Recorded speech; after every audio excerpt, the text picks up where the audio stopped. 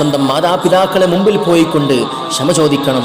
നാം ഇത്രയും കാലം ഈ ഒരു കൊല്ലം ചെയ്തു പോയ ഒരുപാട് തെറ്റുകുറ്റങ്ങൾ മാതാപിതാക്കളെ ബുദ്ധിമുട്ടിച്ചു, മാതാപിതാക്കളെ ഇഷ്ടമില്ലാത്ത കാര്യങ്ങൾ നമ്മൾ പ്രവർത്തിച്ചു, മാതാപിതാക്കൾക്ക് അനുസരണക്കേട് കാണിച്ചു.